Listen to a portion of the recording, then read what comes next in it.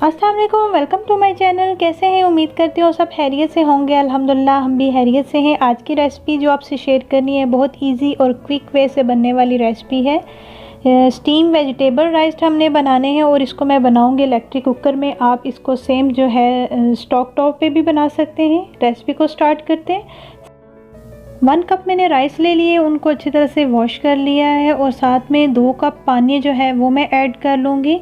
और इसको मैंने राइस को भिगो के नहीं था रखा। आपने अगर स्टोव टॉप पे बनाना है तो इसको 10 से 15 मिनट के लिए भिगो के रखना है। और साथ ही इसमें 2 टेबलस्पून मैंने सोया सॉस ऐड कर लिया है और साथ ही 2 कनौर क्यूब्स इसमें ऐड कर दूंगी। साथ ही कटी हुई जो है ये शिमला मिर्च जो है रेड, ग्रीन और येलो मैंने ऐड कर लिया। वेजिटेबल आपके पास ऑप्शनल है, आप कोई भी वेजिटेबल यूज़ कर सकते हैं। और इनको अच्छी तरह से मैं मिक्स कर लूँगी और कुछ भी इसमें ऐड नहीं करना क्योंकि जो हमने कनौर क्यूब्स ऐड किए हैं इसमें सॉल्ट भी होता है और स्पाइसेस भी होते हैं।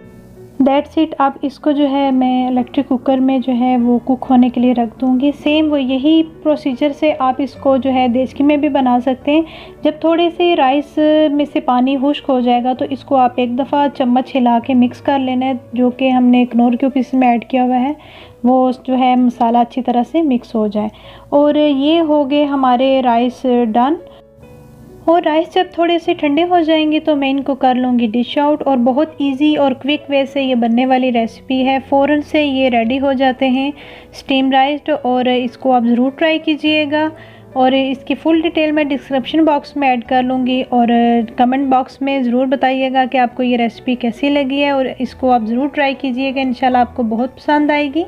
अगर चैनल पे नए आए हैं तो नए चैनल को सब्सक्राइब कर लें और बेल आइकन के बटन को ज़रूर प्रेस करें ताकि आने वाली नई वीडियो के नोटिफिकेशन आपको मिल सकें। टेक केयर, अल्लाह हाफिज़।